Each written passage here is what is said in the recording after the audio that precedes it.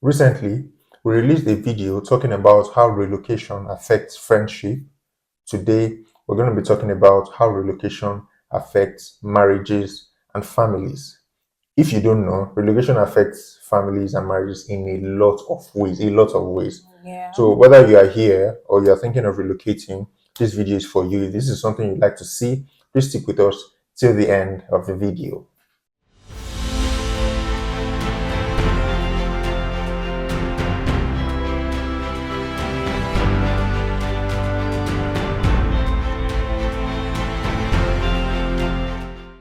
Hello, people. Welcome Hey back to guys. our YouTube channel. My name is Abigail, and this is my lovely husband, Femi. Welcome to our channel. If you're new here, thank you for coming. Please take a seat and relax. Yeah. You feel at home. Subscribe to our channel while at it. Okay. And if you are a returning subscriber, thank you for always coming back, and thank you for always pushing us to do better. So today we want to talk about a very important topic that I think every family, every home should discuss, should have a conversation, should talk about before they take the bold step of relocating. Okay, so we want to look at the different ways by which relocation affects the family, the home, and we're starting with what's the first point? Yeah, so while we had time on our last video to evaluate our friendship with other people, the moment we relocated, and after how our friendship has been, we also took time to evaluate our family, us as a couple, and we didn't just restrict it to ourselves. We also had engagements and discussions with our friends, people around. Do you think your marriage has been the same since you traveled? Do you think you and your wife as a couple, do you think the relationship is still the same? Not even talking about children yet. Let's talk about the husband and wife, the couple, then expand it to the family. The first point we want to talk about today is if you have a good job back home, back in your home country, you necessarily don't have to relocate. And that's the truth. We've heard stories of how people who have good jobs back home relocate to do other kind of jobs as starters, warehouse jobs, care jobs. Imagine that you have a very good job, you have a stable income, and not just stable, a very good income. You know, I can't place an amount on it, but you know the kind of family you have, you know the kind of income and expenditure, when you sample all those things, even the kind of position you have back home, you being a director, being a supervisor, you being a manager. We've seen a lot of managers relocating. And a lot of people won't come out to open up to you that I'm regretting this decision I made. But we've had engagements and discussion with people. So not everybody is pleased to be abroad. Not everybody. Yeah. At times, coming abroad, apart from the kind of stories you hear, once you come abroad, you just begin to see it's like your eyes will just open. Wow. Is this what people? Is this what This is these people not are what talking they about? didn't tell us this. And the effect might not hit you immediately. Imagine having, some of you have maybe not. What do they call these cars that the company will give you? Company cars. I didn't say professional car. Some of you have personal cars, some of you have company cars, some of you have drivers. The driver will open the door for you. Good morning, sir. Yes, sir. Good all morning, those sir. stuff. You're a director, you're a manager, you're anything. You have some kind of position, high position. Back home, and you come here, you're doing care job. You're working in a warehouse, like some of us. It's just not the same thing. And a lot of people still do it with the hope that in 2 months and 3 months I'll get, a better job. Some people do. Some people get better jobs in a short while. But some people just get stuck in that job for months, for even more than 1 year. And if you now engage those people that how has it been for you, they will tell you, some of them will tell you how frustrated they are. Some of them are ashamed to tell people back home that, man, I wish I never relocated. I wish I never traveled. Some would open up to you, some would not open up to you. So please, if you have a good job at home, now it's not just about the position. If you have a good job at home with a good pay, you necessarily don't have to relocate. However, if you want to, of course, it's your choice. Just be ready, be mentally prepared for what you might meet. And in some cases, one person will relocate first, to see to wojule. What's And that's how I wojule? was gonna say that To see the face of the one ground. person can still come ahead to check and see if this place is actually where you want to be Yeah. before. If you have a good job, I know some people will say, oh, it's because of security, there are lots of reasons why people are relocating. Yes, of course, you can. We are not saying you shouldn't relocate now, but you know the level you have attained in your career. You don't just want to Throw all that away. throw it away and then come here and start doing menial. There's dignity in labor, I Yeah. know, but I'm sure you all understand what I'm saying. So just think about it very well as a family, so it doesn't lead to frustration or anger. You Yeah, know, depression. the Ikonra. corner. You mentioned the corner again. You start asking for the English. I already know the English and Cranky. do cranky. That's it. Cranky. Okay. So Yeah. another point that we have seen is if your partner, your spouse is reluctant about moving to or relocating to anywhere, Yeah. do not force him or her, because they may have their reasons. If your partner is reluctant, let me just go straight. I have a friend, she and her husband came into the UK, and for a long time the husband was doing, he was working in a warehouse. He wasn't happy.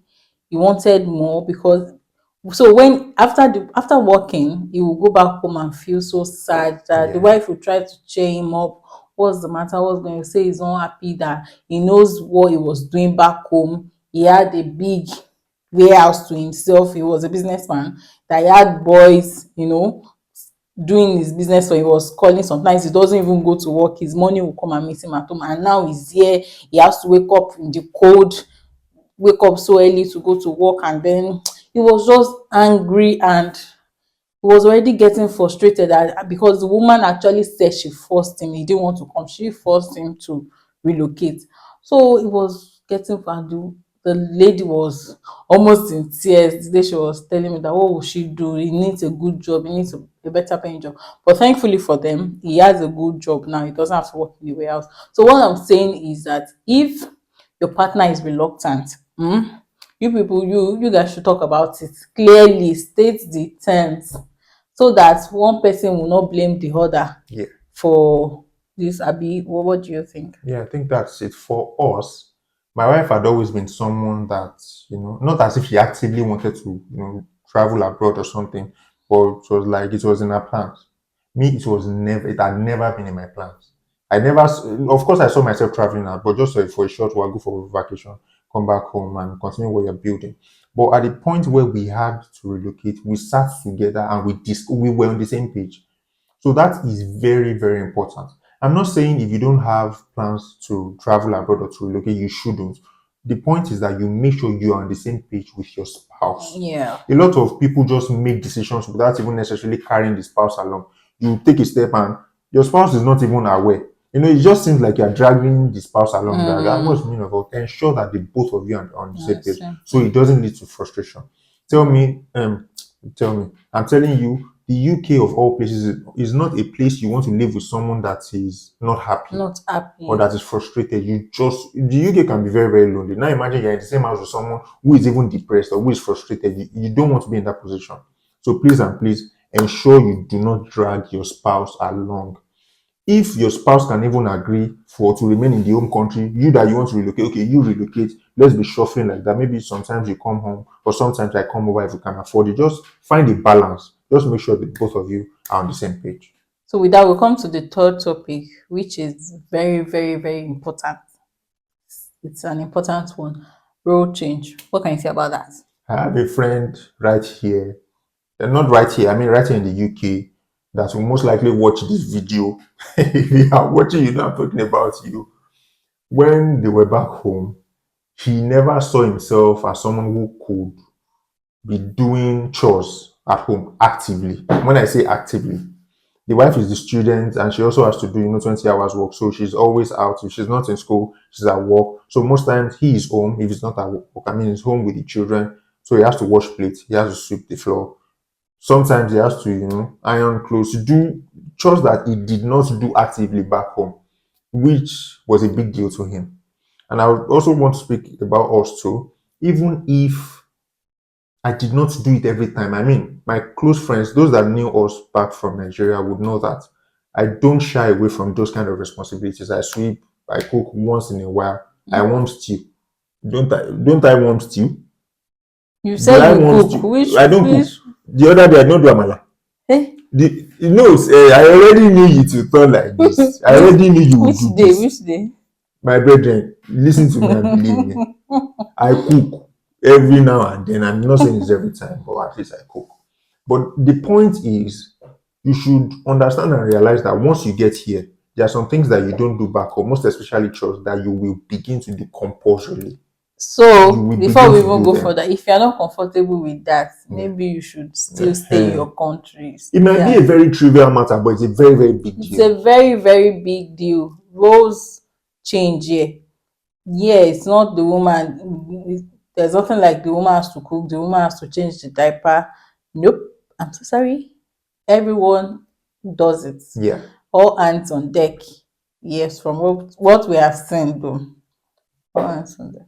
Pretty much. And to even buttress that point, for us, it wasn't really different back home because these were things that we used to do back home. It might be a little bit more, but it's not really different because back home too, when we had one kind of washing machine, I wash clothes, she did the same thing. When she's not home, we had a way of filling up for each other, and pretty much the same thing here. We're just talking to those who find it differently back home. Maybe the man is always out and the woman does all of it. Once you get here, it cannot be, you can't even afford to pay house help. But how much do you want to pay? Minimum wage. You won't be There's able to keep up nothing. with it. Yeah. So you have to do these things yourself. Yes, so for people that are not comfortable with it and you're planning to relocate, please start Start, thinking about it yeah, and start getting used to it now. So when you come, you don't start fighting each other on unnecessary things. Like imagine I've been out all day working and I get back home, the plate you and your children use from morning till night, I made that in the sink. I as a woman won't be happy with that. I will go to bed even if I don't see anything. I will not be happy. I will keep a grudge. I hold a grudge. So I think these are things that couples need to sit down and discuss before taking the step. yeah. And that brings us to the next point. From early December till now, we've had about 5 of these cases that we know about. 5. And the case is, I think it's always the women to men. I've not seen any case from men to women. The case is that is women reporting their husbands or calling the police on their husbands. Yes. I'll just think about 2 briefly that we know about. One, what if they are watching? And they are watching, none in. One is, it's not really a big fight. The woman, the wife, any money she makes, she sends home, she does things for herself, she buys things. The major part is she sends money to her family, her parents, her siblings, and all of that. And the money the man makes, he pays bills, he pays school fees, he does like everything they need to do. At a point, it became a problem because the man was insisting that, she also has an input, maybe in bills or in paying something on it. So she can't just use all of her money for personal stuff. And the money he makes, he uses for everything. He doesn't have money for personal stuff. He also has family back home, which was a big problem. The second one was a little bit funny. The story was, I'm not sharing the story, so it won't look as if I'm going to personal. The point is, the wife called the police on her husband. When I'm trying not to share the whole story, but I'll let you guys know the point. See, getting into the UK, because most of all of these cases that we know about are about the women. It is not as if we are focusing on the women, but the case study we have is always the woman. You make friends, and even if you don't make friends here, you have an understanding that the system favors women over the men, and these women want to use it to their own advantage. They are just being selfish. This second story I wanted to share that I don't know how to share. No, you cannot judge like that they're just being selfish. You don't know what the woman too has gone through. We don't know our own story. Now, that also came up in the conversation. But the point is, if it is two women or three women involved and two men, we know that, okay, maybe there's a mix of five women, no man at all in this situation. I'm not saying we don't have instances where the men are Some also men, self. they've shown Wait, the let me women finish this. pepper Let me back finish this. home. When we are getting Now there, is their are time you? to. Am I showing you paper? Can you just hold on? No, I'm just Hold on now. We'll get defending there. them. You don't need to defend Women anybody. supporting women. All right. So women now realizing or understanding that the system favors them over the men. So it's just like they just want to set themselves free. This particular one, I think, in a bid to stay. I'm saying I think because I'm not there. It's just based on what we heard. In a bid to stay longer in the UK, or in a bid to become a citizen, or in a bid to get married to a white man. These were things that came up. She just wanted a way to separate from her husband so that she could just be free to maybe get married to someone else who has citizenship or something. So just in a bid to be here permanently. Because we heard from the guy, with my friends and I, we heard from the guy, and they had no issue, sort of. There was no issues. It was not as if they fought. The woman called the police on her husband. When the police came, Even the the man did not police even know. knew. Even the police was shocked that, is this the man you said was beating you or was abusing you or something? Because even the man was shocked that the police was in his house. And when the police got there, if there was a bit of scuffle or an issue, maybe the house would be scattered, or there should be maybe physical signs to see that there's something violent going on here or something has happened here. Everything was calm. The man was just watching TV. And I was like, what's the problem? He was lost practically. So the policeman asked that, is this the person you said was? The woman said, yes, yes, yes. And the guy was just shocked. The policeman just advised the guy to leave the house. He said he doesn't know if something happened. It didn't look like something happened, but it's just an advice so that things will not escalate. That the guy should just leave the house and something like that. Now, women have that understanding that if something happens, whether you're at fault or not, the first thing is just for the man to leave, because the system favors the women. But at what's the end point? At what cost? At what cost? To stay here permanently, to marry a white man? These are just stories that we've just been hearing, and it's really, really shocking. Now, you were trying to defend your fellow people. No, that was a joke actually. But I was just trying to say that you shouldn't judge. Okay. So although we've heard a lot of stories of women, changing due to one thing or the other. So I think before you relocate, you and your partner should know the kind of person you're married to. Not this relocation doesn't favor everyone. So know the person you are married to. You people should have proper discussion. Don't just rush into it because everybody is doing it. The border is open. No, you shouldn't do it that way, because last if you are here as a dependent and the person you followed says he doesn't want you, or you don't want, is it's going to become a big issue. So try and have this discussion before and even after relocating. It's never too late. Yeah. There's the last one, but I think that one is obvious. I think 90% of the people relocating should prepare for this. If you don't already know, you should know that you cannot, it's possible that you don't have enough family time like you used to.